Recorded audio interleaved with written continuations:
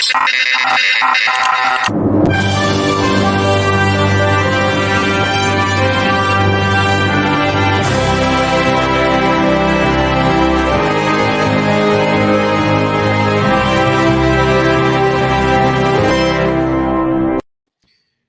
and welcome to another episode of Movies That Make Us. I'm Jake. I'm Tracy. And I'm Val. And how are you guys doing? I'm good. Sorry, I'm just trying to plug things in while we're sitting here. Done. It's all right. And Val, It's that mobile podcasting. If you ever want to know how to pack when you're constantly traveling, give me a call, because I have gotten certain things down to a science. I have a little bag with all of my chargers in it. Smart. I bought myself a little silverware set because you will get stuck places without silverware, and I don't want to continuously throw silverware away. The only thing they took away from me at the airport was the knife, because it was serrated, and I said, throw it away, whatever. But there's chopsticks, forks, 2-size spoons, different straws, a straw cleaner, $6 Amazon. Dang. Nice. You're in Boston right now, right? I'm in Boston. Aston. And it's wicked nice here. The weather is perfect because it's not too hot. It's had some warm days, but it's not too hot. It's not too humid. I do love the humidity everywhere that I've been. And today it's a little overcast, so it has some pretty clouds out, but it's got a nice little breeze. Yeah. Very cool. I'm a bit jealous of all the food photos you've been posting. Oh yeah, the food looks amazing. Every time you post, I'm like, I need to go where she is right now. It looks delicious. Yeah, yesterday was our long day, so I didn't really get to go exploring, but tonight I am going to an Italian place. I know I've already had the pizza in Little Italy, but I'm actually going to an authentic Italian place in Southie. Nice. And going to have some of that. And there are a couple places walking on the way to there that are in the movie Good Will Hunting. And you know how much I love that movie. And so I'm going to take some photos. I saw the basketball court a couple days ago. I have yet to be to the bench, which is where I really want to go. I missed it the last time I was out here. That one's a little bit further from me, but the bench where Robin Williams and him, they sit down and they have the little talk. I've wanted to go to that bench for a while now, so I'm hoping. That's so cool. Well, and tomorrow, a Yankees-Sox game. Red Sox versus the Yankees. That's classic. I've never seen either of them play, and then being at this field, it's one of the only originals left. It still has the wooden, seats, and oh wow, I'm excited. That's really cool. That's awesome. All right, we'll just be slightly jealous. We'll contain You're always welcome to tag along, just to let you know. I think it's great to hear about your adventures. It's been a lot of fun. We're just going to live vicariously through you. Yep, exactly. Yeah, I'm leaving. This is the first time I'm not going home in between a trip. I'm going straight from here to Seattle for Emerald City Comic-Con. So I'm super excited. And this month, for all of you gaming nerds, I get to go to PAX West. Wow. So I'm going to be in Seattle twice this month. I was supposed to go to Dragon Con in Atlanta, but they needed some help at PAX. And so I switched up my schedule, and I'm going to be going to PAX West. And then D23. That's going to be awesome. We're going to have I will make sure I do some posts from D23. Please, yes. Well, after D23, I think we need to get together with Ty and have a multi-plane Movies That Make Us crossover and just talk about all of the things that they announced at D23, because I have a feeling, especially where Marvel is concerned, that they sat on a couple of big announcements that they didn't share at San Diego Comic-Con that will be at D23. They certainly and that's exciting. They sat on some Marvel and some Star Wars announcements that will be excited. And guess who's here at this one? Ewan McGregor. And guess what I got? I got something. Hold on. I want to shoot you. Stay right there. Don't go anywhere. This is a tease. We have never left our spots. Why would she think we were going to go anywhere, Tracy? You've never once been Don't change that channel. Yeah. Don't go anywhere. Like, we have never left our spots. I'm talking to everyone else as well. Oh, okay, yeah, everybody else stick around. Well, we tried to make it entertaining while you were gone. So there's like this ultimate Ewan McGregor experience that you had to pay all this money for. And when you do that, you get this lanyard from Boston that says Ewan McGregor, ultimate fan. Wow. And this was the tester that they sent in the box. Like they always send, like, here's your whatever order thing. They give you just one. Right. Don't tell anyone. So do you get to sneak over and experience? No, but this is good enough for me. I'm gonna try and go into the panel tomorrow because he's only here for the Sunday. And so it's a little slow usually on Sundays because most people have picked up their badges. In my job, not the event, but my job, most people have picked up. Yeah, they've been there already. So I have more time to walk around. So I'm going to try and go and sit in on the panel. And I do have to say, like, huge shout out to the Star Wars cosplay groups that are here. I will get a video of their area, but at every event, every con you go to, you always have the local cosplay chapters for the Star Wars, setting up all of their interactive stuff.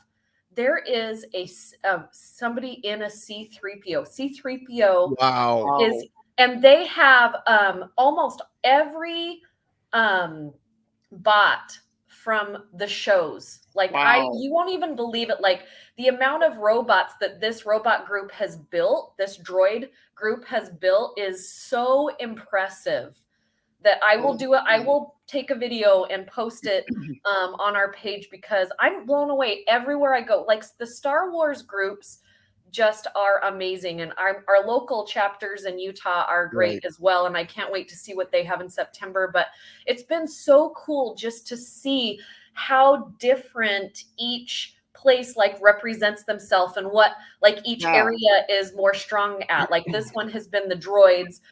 2 shows ago, they had it was like you were walking through Disneyland with you could sit down at the different places like you would in Disneyland. Like, it was a full-on interactive experience from what those groups built. So it's just so cool to see it. Yeah. That's awesome. That's awesome. I just want to know, though, what is included in the ultimate Ewan McGregor fan experience? Because there are Ewan McGregor fans out there that their ultimate experience, it's just got to be a spectrum of what people would consider their ultimate experience.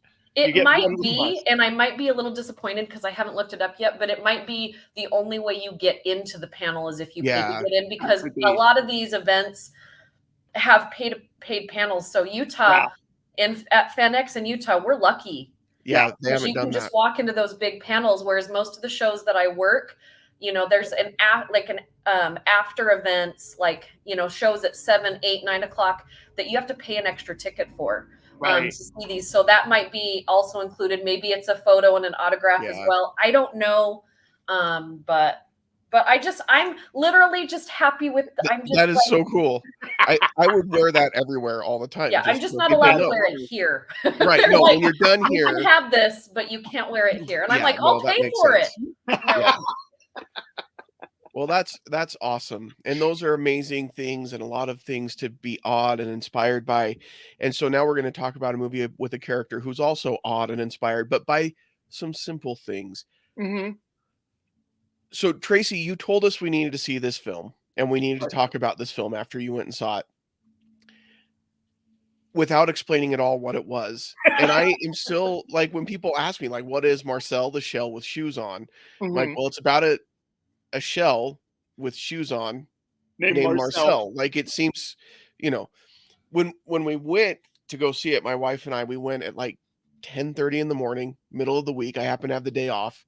Mm-hmm. We walk in the theater. It was empty. We were the only 2 in the actual theater watching the movie, which was great. So we could talk, and we didn't because we're still polite, even though we were the only ones in there.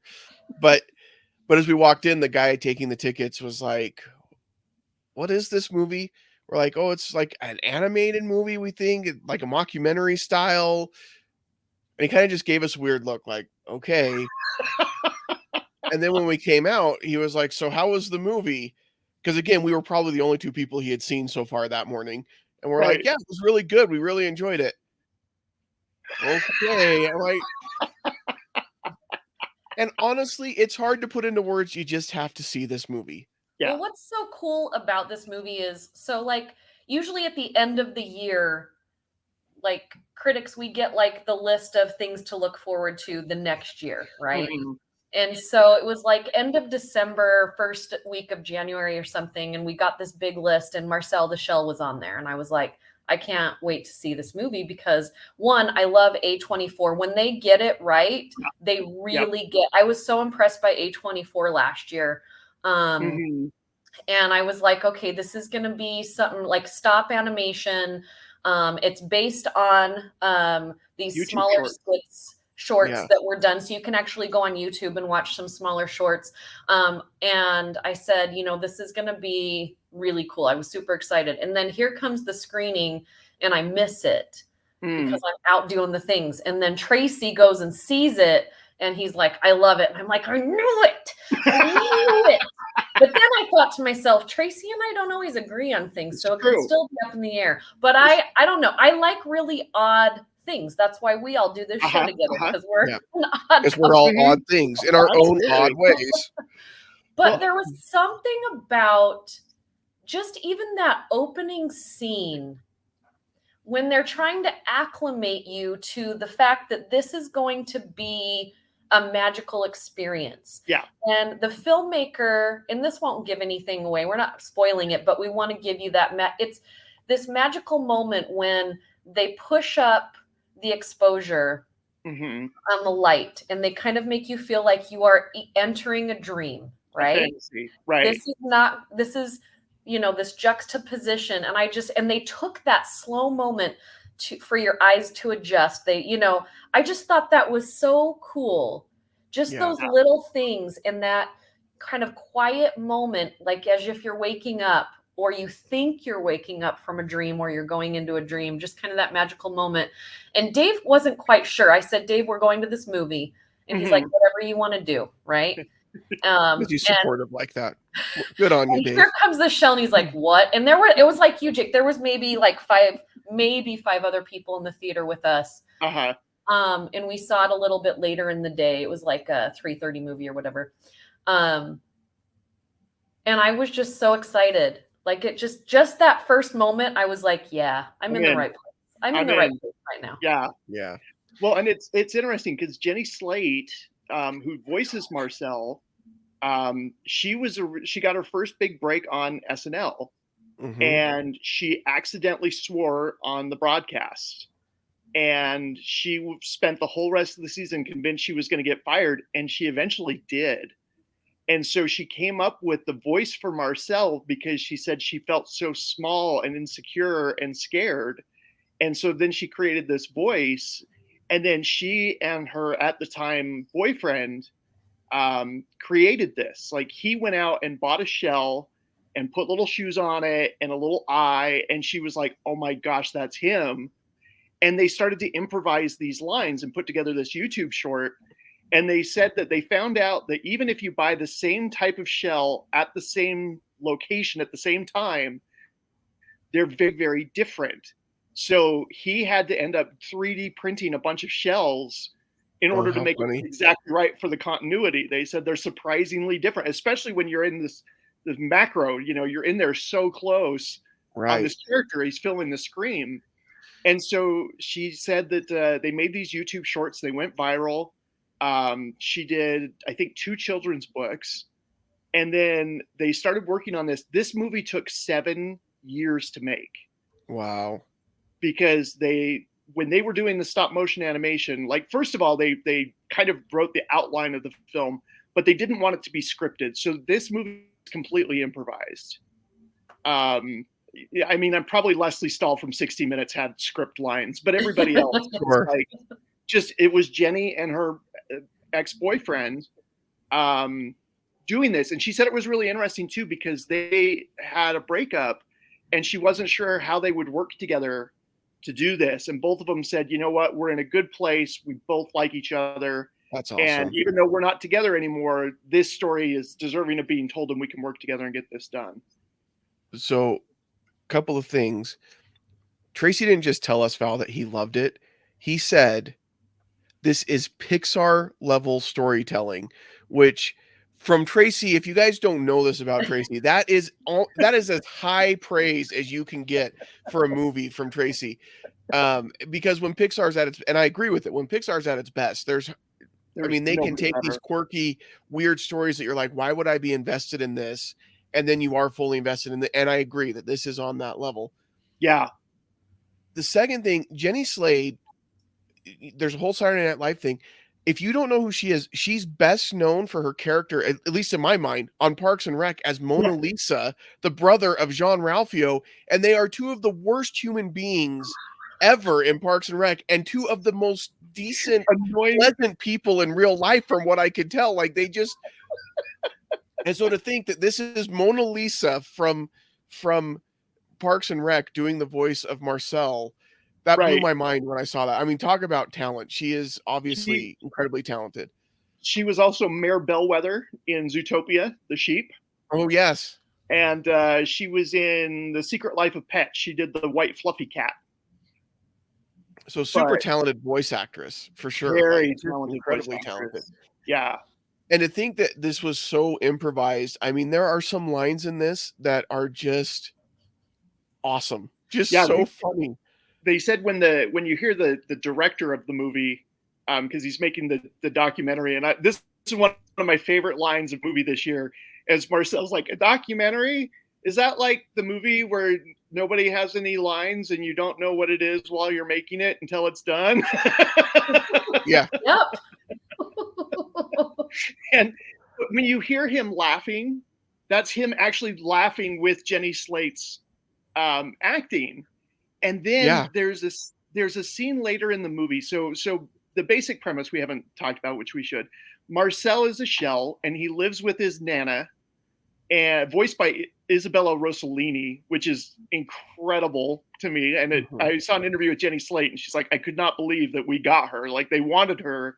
They sent her the shorts. Perfect casting. Yeah, she was incredible. And so the two of them are living together. They had a family, a whole family of shells, and something happened, and they're gone. And it's just Marcel and his Nana living and trying to get through life. And his Nana is getting older, and Nana's having some issues, and Marcel doesn't want to deal with it, but Nana is convinced that she wants to make sure that Marcel becomes the shell that he can be. And it's the story of them together, and of family, and of loss, and of recovery and grief. And it's just all these emotions just all poured into this film. I love it. Like you said, there's so many moments, and, as I'm watching it and realizing that, because you kind of pick up pretty quickly that it's these real moments that are happening, right? That they have ideas, but it's not scripted. And I think that's where Jenny Slate really shows her comedic chops, because no, it's not a slapstick comedy, but when you have to be a stand-up comedian, which is what she has been most of her career. She's recently done some movies that I've seen, and they were, she was really good in them, but you've got to be on your toes. And she is so smart and so quick and witty, and just really, like, this character, you don't think you're going to connect to this character, but there are so many moments that you do. Yeah. Like Marcel, when Marcel is, talking about, where this couple that Marcel and his family lived with, it was good times, and they do this, and they'd all watch 60 Minutes together. But then the arguments started, and they had to have, an emergency plan. And as Marcel's describing that, you think of your own family, right? Yeah. It doesn't shell doesn't seem absurd. Like, you lose yourself in this shell being real and this family being real. I mean, there are some moments at the end with some Cheetos that I was like, what? But like, I totally wanted to believe in it. But I mean, it's real life stuff. And how cool is it to be able to watch a movie with kids, like younger kids, tweens, teens, and adults, and all be able to take something from the same film that's not fluff. Because I don't think there's anything fluffy about this movie except for Nana's bed. Bed. And what's really amazing about it too is it is very emotional, like you said, Val, and it's not a fluffy movie, but they interject the comedy at such perfect times that like you're getting to those deeper emotions, and then Marcel will say something, and like I went from like on the verge of tears to then just laughing out loud, just like that, and it's just so perfectly timed. Like one of the moments where, you know, they're experiencing all these things on YouTube, and so he's up on the roof and he's lighting this lantern and it's going to go out into the sky, and that was really touching. And then he's like, and this dog, every time I do something like this, the dog just starts barking. Like, you see something beautiful like that and that's your reaction, that's a special kind of idiot. I was like, that is the best thing I've ever heard. Like, it was so brilliant. It's this beautiful, poignant moment, and then you get a good laugh.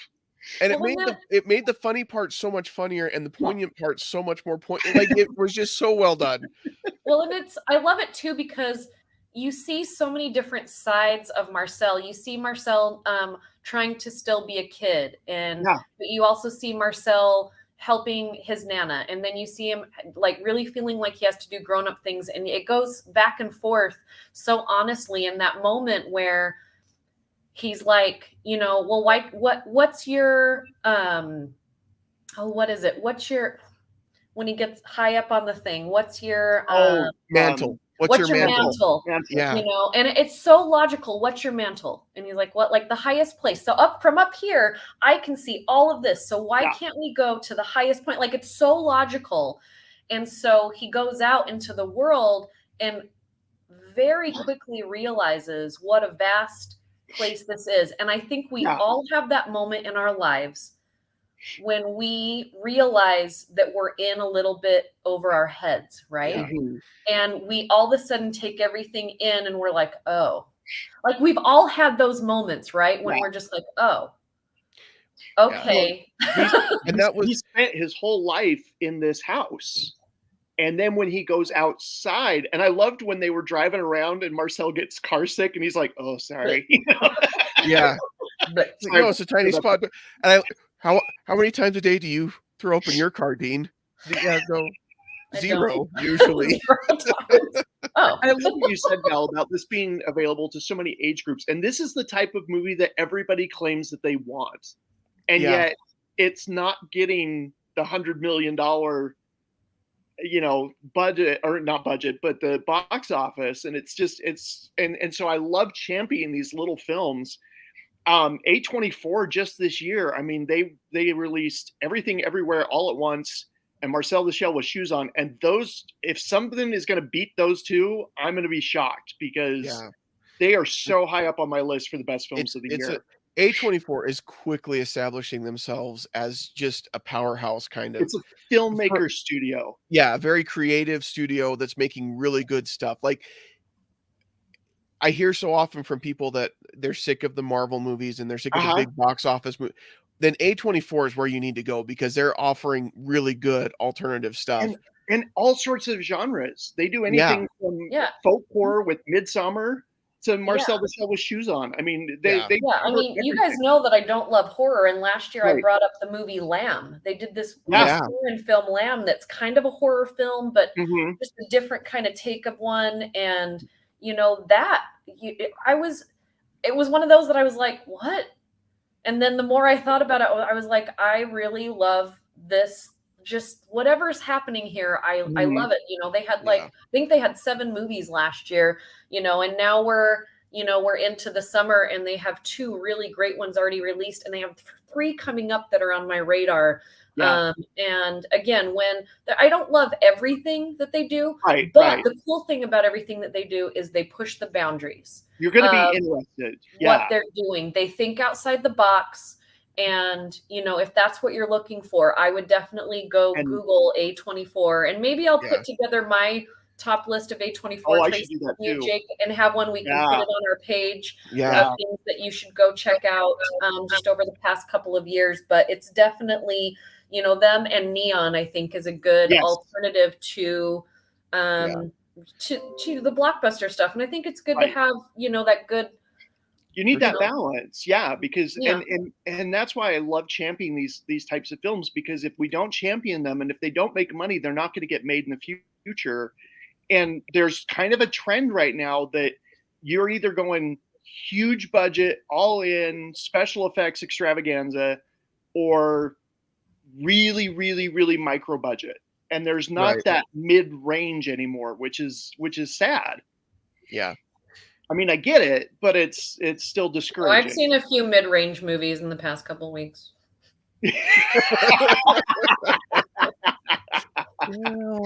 I wrote some reviews. Some reviews about some movies last week that were Mac and Rita is a middle range movie, and it was fine. Emily the Criminal was mid-range, and it was. I liked Mac and Rita a little bit better than Emily the Criminal. I won't get into why. I'll send my reviews over and we can put them up or whatever. But yeah, there are some out there. But like, if you can sift past all of that, you can find some gems. And a lot of them are ending up on Netflix or Hulu, or like Prey. Prey should have been on the big screen. That was a great. Yeah, that's what I've heard too. I haven't watched Prey because I'm not a huge Predator, but. Oh, Val, stop it. It was boring. No, it was not. I'm the only one that I know that thought it was boring other than Dave. I tried to watch it twice to review it. I don't boo you often, but I'll boo you on this one. Wow. a boo from Gracie. I like it. I just thought it was boring. I'm just kidding. This is a rare episode because he's given a movie highest praise that he can, Pixar level storytelling, and then he's also given someone a boo, which he never does. This is why Val, when I suggested a movie, she's like, ah. And this is why I love talking to us, because we all have our own brains. Yep. Yeah. And the thing too with A24 is like they are so freaking creative with their marketing. Like they put together incredible trailers, but you can go to their store and Everything Everywhere All at Once. It's a multiverse movie. And anything can and everything can happen. And there's a world that exists where everybody has hot dog fingers.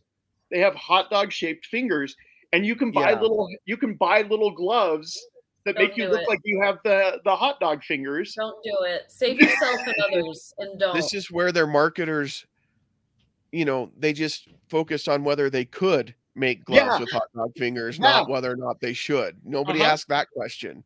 Well, Val, did you see Midsommar? Mm-hmm. They marketed a ceramic bear in a cage, and they did a commercial for it and everything. It was so great. I think they sent some of those out to some higher up critics. I didn't get one of those. I would die to have one of those. I've seen the eBay prices, and I'm like, nope. I'll need to go check out their store and see what they have. But check out the store. Don't check out Midsommar. No, Jake, you're not allowed Tracy, to watch we've already talked about it. I'm not old enough yet. So I saw it with two friends in the theater, and one of them is still scarred. Yeah. So, yeah. I when we left, I jokingly said to my wife, I said, I've got to talk to Dave about getting a Marcel tattoo somewhere, because there's that whole segment in the movie where they're getting the tattoos. And anyway. Yes. That would be a cute That's how much I enjoyed this movie, though. Like, it was one of those things where it's like, there's so much wisdom and just joy in this movie. I love when he's talking to his grandma and she's like, yeah, you're afraid things are going to change. And he's like, yeah. She's like, yep, they're going to.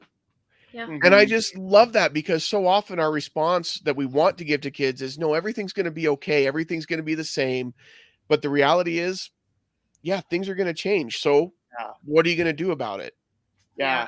I love, one of my favorite themes of the movie was just the resilience that Marcel had. Like we all have our troubles every day, right? No matter who we are, how great our life is going, we're dealing with something, you know, and some people, their life isn't going great. And Marcel is this tiny little shell in this human-sized house. And, you know, there's people renting it in and out, but he just has to live his life. And they had to figure out how to do things. And all the little, like, MacGyver, like, you know, mechanics that he has to get through his life. Like, you just have to figure out how to keep living.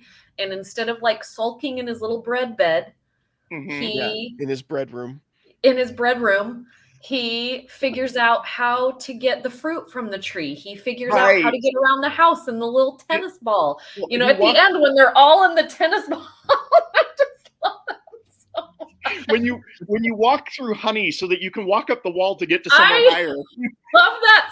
And then the one guy was just like, no, this is what I want to do. Yeah, this is what I wanted. This is what I'm trying to do. Oh, okay then. Well. Well, and so one of the things that I loved about this movie too, and it's something that we don't see a lot in movies, I don't think, is dealing with an aging parent or an aging loved one. And Nana is trying so hard to get him to live his life, and he's so worried about Nana and making sure that Nana's okay. And like, I've lost my mom. My dad's getting older. He's having some health issues. And so it's really poignant to see that and to see the issues that he's dealing with, but yet there's still so much heart and love and warmth to it. That was just wonderful. Yeah, I agree. And I think it's a reality that so many people have to live. Like, we're all at some point going to have to live through that reality. And I love it when he's leaving to go on his little expedition in the car, and he's like going through all those things. Well, here's this and here's that. Like, she's never taken care of herself, and he's like, "Should I just put you under the colander now?" And just like puts a colander. He's like, I hate this. What are you doing?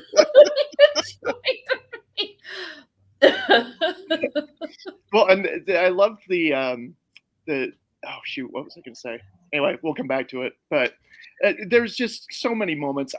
One of my favorite lines from the movie, and it might be my favorite line from the year, is when Marcel, just as an aside, says, "Do you know why I smile so much? Because it's worth it." I literally almost posted that right after the movie. I almost posted. I'm probably still going to post it this week because it was so great because it's worth it. Yeah. Well, and you get these insights from him, this little shell, about human friendships and relationships. Like when he's trying to lift up the thing and Dean's like, "Well, how would you do it if I wasn't here?" "Well, yeah, but you are here." He's like, "Well, yeah, but I want it to be real. So like, how would you do it if I wasn't here?" You know, Dean, if you engaged with people every once in a while, instead of just watching them, you might have more friends. And like, I was like, that's all of us. I feel called out all day long. I feel called out by a shell. I mean, thanks for watching us right now, but then go talk to somebody about go talk to some people about this show, and then tell them to watch it, and then they can go talk to people, and then they'll tell two friends, and they'll tell two friends. Well, and it reminded me too, did you ever read The Littles? Yes, I loved The Littles so much. It totally reminded me of that. And I love the fact that they have like this big world, but we're focusing on these little details, and it's stuff like his bread or his bread bed. You know, just the small things, the pistachio. He's like, and I love his little asides. "Do you know what I wear for a hat? A pistachio." You know, just little lines. Well, his little pet that he carries. Yeah. Albert, I think, is the little lint ball that he drags around. There's just so many great things. The dog comes into the picture. Oh, that breath, that's hot. That's Which it would be a good idea to have a dog, but I like the idea of a dog. But and the thing I love too is with the improvisation, you get those moments, and one of which, towards the end of the film, Marcel kind of breaks down because he's lost his family. He posts on YouTube And it's fun because Marcel the Shell started as a viral video, and in this movie, his story goes viral, and all these people, he's thinking all these people are going to help him find his family, and instead these people are coming over to the house to take selfies, and they're doing TikTok videos from the house, and he ends up having to put newspapers over the window, and he's very sad and alone and scared, and he breaks down, and the director says, "That's it, that's the last one for the day." And I read that Jenny Slate was having a really rough day, and she just broke down over that line because it reminded her of the relationship that they used to have and all the things that they've been through. And he just spontaneously said, "That's it. That's the last one we'll do today." And it fits perfectly with the movie. That's the thing about movies is when that magic happens and you capture it on screen, it's just, there's nothing better. Yeah. I do love when he's going through the comments on the YouTube and like somebody signs off with peace, and he was like, "That's a weird thing to support. Like, who doesn't support peace? Like, am I going to sign it like war? Like, thank you, battle ready, Marcel." Like, I was just. Like, or when he's reading it and it like just starts going into all this nonsense, and you see his little foot like done, like off. Yeah. But it's such a great commentary though on how social media has kind of shaped how we interact with other people, because here he is out there pleading for someone, like, if anybody knows who these people are, how we can find them, I need to find my family. And their response is, "I love Marcel, let's go take pictures in front of his house, and like here's the actual Airbnb and all this other stuff." And he realizes none of these people are, it's like, this isn't the task force I was hoping for. Like, none of these people are here to help me. Yeah. And it's that kind of fake connections that sometimes get made through social media and these interactions where you feel like, now I'm validated, but the reality is it's not real. There's an interesting documentary on HBO, and I can't remember what it's called, but it's all about influencers and how much of the influencer world is fake. Famous. I think it's fake famous or something like that.